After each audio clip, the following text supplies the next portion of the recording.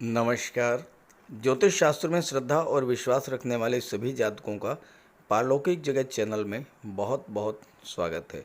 ग्रहों के राजाधिराज भगवान भुवन भास्कर सूर्यदेव 15 जून 2022 प्रातः 10:30 पर वर्तमान शत्रु राशि वृषभ राशि को छोड़कर अपने परम मित्र देव युवराज बुध की राशि मिथुन राशि में गोचर कर चुके हैं और मिथुन राशि में सूर्य का ये गोचर 16 जुलाई रात 11 बजे तक रहेगा। सूर्य अग्नि तत्व हैं और मिथुन राशि वायु तत्वीय राशि है। वायु हर चीज़ को उड़ा कर ले जाती है और पूरे विश्व में फैला देती है। सूर्य में ऊष्मा, ऊर्जा, तेज और प्रकाश है। वायु तत्वीय राशि में गोचर करने पर सूर्य का प्रकाश, ऊर्जा और ऊष्मा बहुत तेजी से समस्त चराचर जगत में प्रवाहित होगा। परिणाम ये होगा कि शत्रु राशि में गोचर करने के कारण पिछले महीने आपके कार्यों में जो शिथिलता आई थी, व्यापार में जो मंदी की स्थिति बनी थी, वो दूर होगी और आप नए आत्मविश्वास, नई ऊर्जा के साथ कार्य क्षेत्र में आगे बढ़ेंगे और नई नई उपलब्धियां हासिल करेंगे। विशेष बात यह है कि आपकी कुंडली में सूर्यदेव नवम पंचम योग का निर्माण कर रहे हैं और 2 जुलाई से बुध भी भद्र राजयोग का निर्माण कर रहे हैं, जो कि धन की दृष्टि से अत्यंत श्रेष्ठ राजयोग है। और इसके अलावा देवगुरु बृहस्पति, शनिदेव, मंगलदेव, शुक्र भी अपनी ही राशि में गोचर कर रहे हैं इस गोचर काल में। तो ये गोचर काल आपके लिए बहुत अच्छा रहेगा। बात करेंगे धनु राशि के जातकों को जीवन पर सूर्य के इस राशि परिवर्तन का क्या प्रभाव पड़ेगा, और वीडियो के अंत में आपको मैं सूर्य के उपाय भी बताऊंगा। तो चलिए वीडियो शुरू करते हैं। ये है धनु राशि के जातकों की कुंडली। सूर्य का ये राशि परिवर्तन ऐसे समय में हो रहा है जब ग्रह स्थितियां आपके पूरी तरह से पक्ष में हैं। देखिए, आपके लग्न के स्वामी देवगुरु हैं, जो कि कुंडली के चतुर्थ भाव में हंस महापुरुष राजयोग का निर्माण कर रहे हैं। मंगल पंचम भाव में स्वराशि में है। शनिदेव पराक्रम भाव में अपनी ही राशि में हैं और शुक्र कुंडली के छठे भाव में अपनी राशि में गोचर कर रहे हैं और सूर्य का गोचर सप्तम भाव में हो रहा है मिथुन राशि में। और बुध भी 2 जुलाई को मिथुन राशि में गोचर कर जाएंगे सप्तम भाव में।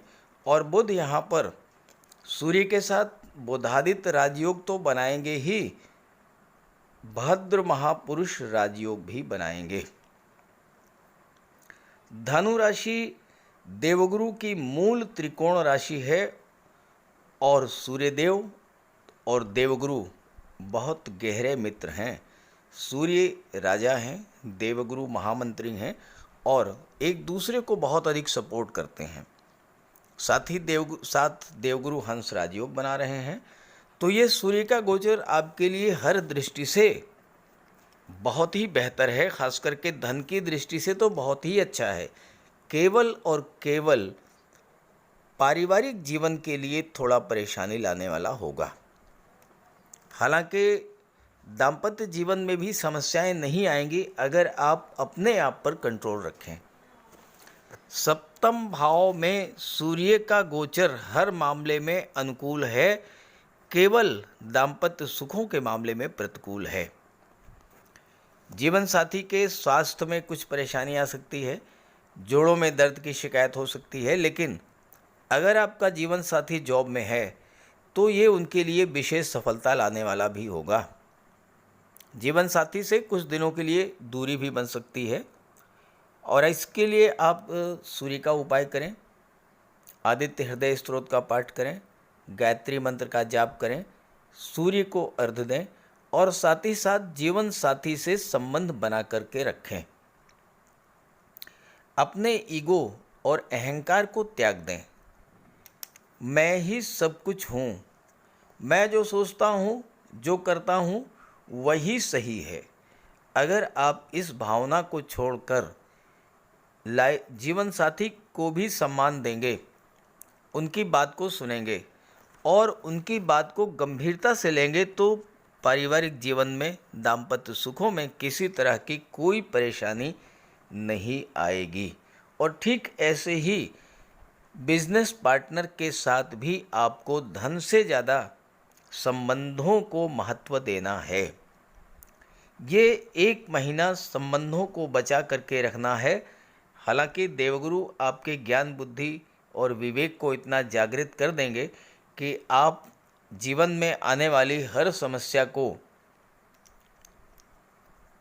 संभाल लेंगे और उससे बाहर निकल आएंगे।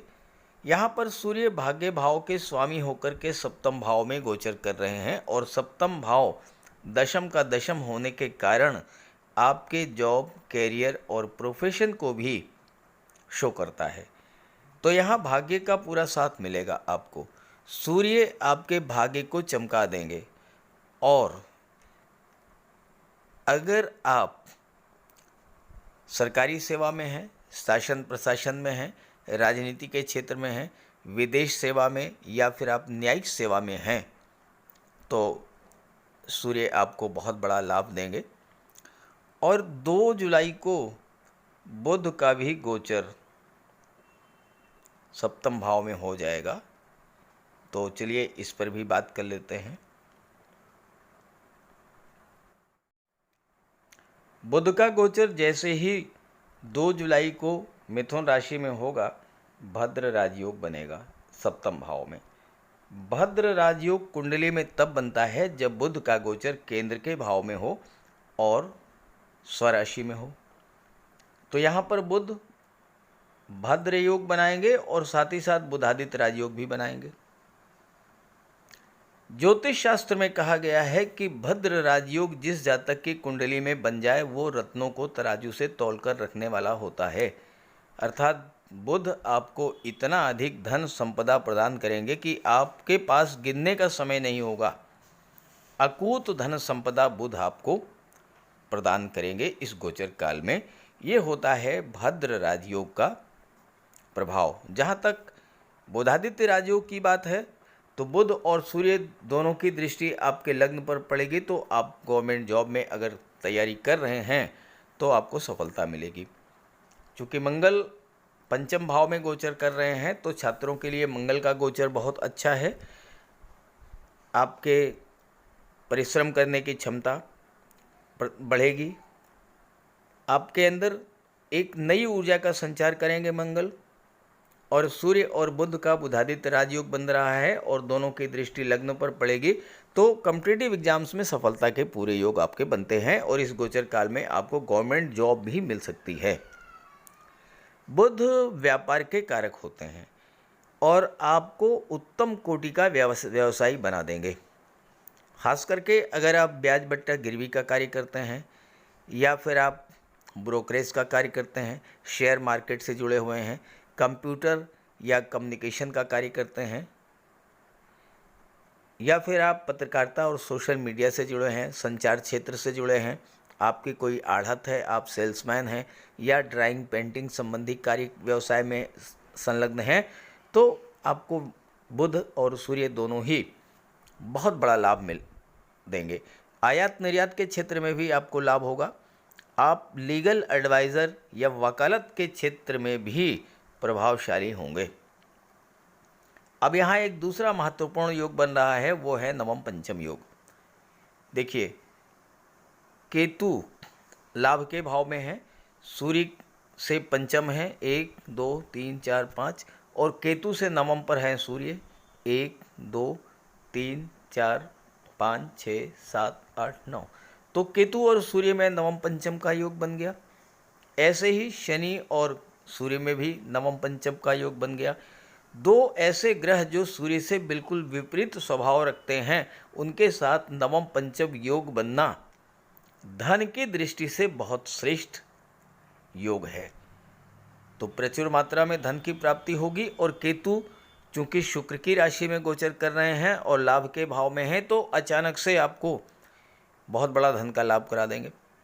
शेयर, लॉटरी, प्रॉपर्टी से या फिर किसी निवेश से या किसी अन्य साधन से कोई आपका रुका हुआ पैसा, दबा हुआ पैसा, गवर्नमेंट के पास कोई पैसा आपका फंसा था, वो धन आपको प्राप्त हो जाएगा। अचानक से आपको मोटा पैसा मिलेगा।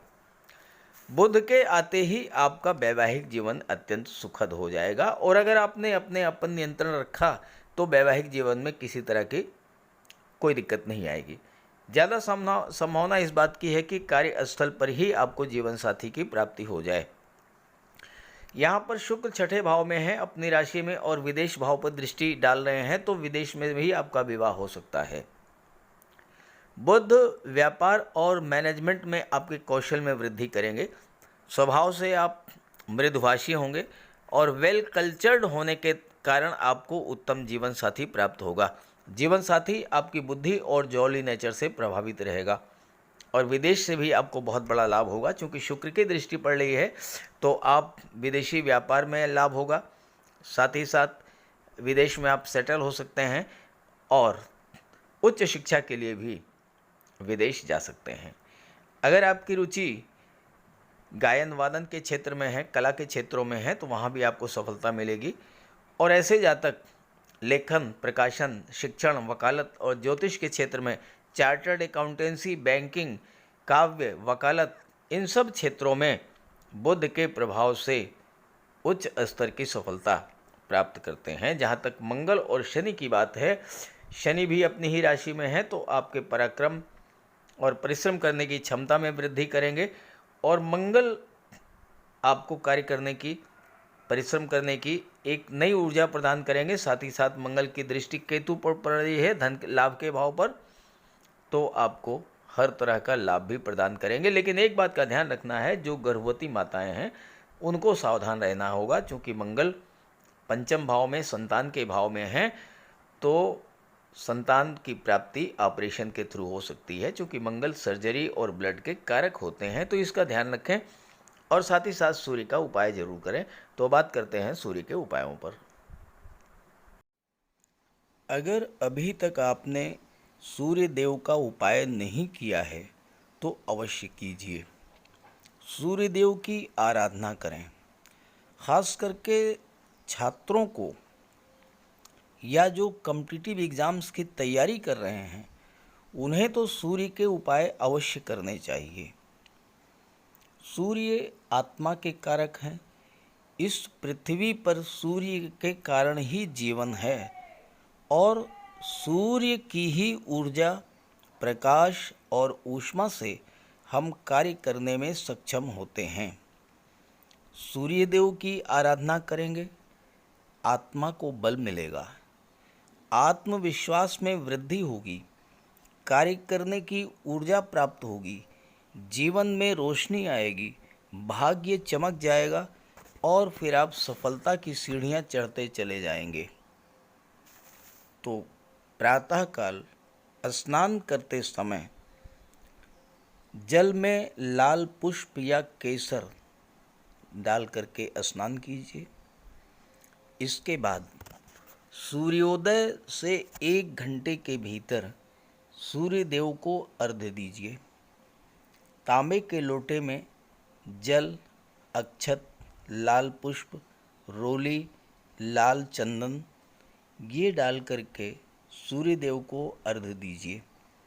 ध्यान रखें कि सूर्य देव को अर्घ्य 3 बार में देना है। 1 लोटे जल को आपको 3 बार में अर्घ्य देना है, और साथ ही साथ इस बात का ध्यान रखना है कि जो जल है वो आपके पैरों पर ना गिरे। इसके बाद गायत्री मंत्र का जाप करें, आदित्य हृदय स्तोत्र का पाठ करें।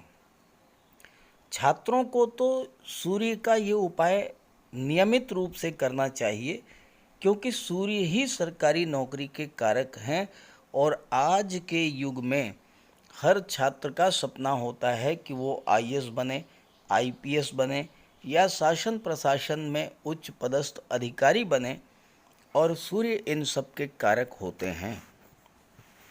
सूर्य पिता के कारक हैं।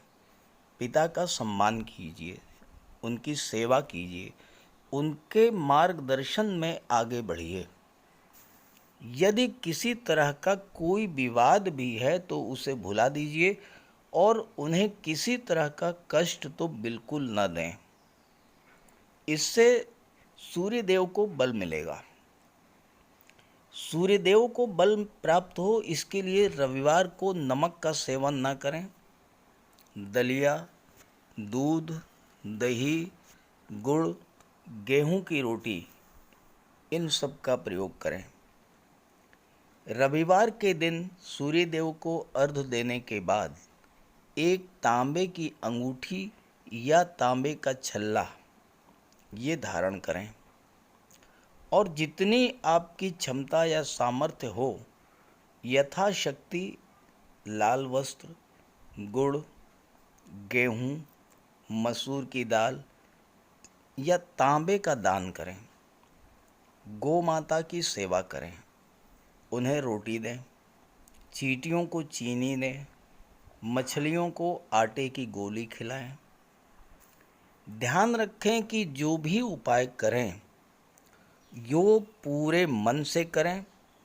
उपाय करते समय सूर्यदेव का ध्यान करें और साथ ही साथ अहंकार और क्रोध इनसे दूर रहें। आप ये उपाय करके देखिए, जीवन में इतना बड़ा परिवर्तन आएगा कि आप कल्पना नहीं कर सकते। तो मेरी बात से सहमत हों तो उपाय शुरू कर दीजिए और वीडियो अच्छा लगा हो तो अपने साथियों को, मित्रों को भी ज़रूर शेयर कर दीजिएगा। नमस्कार।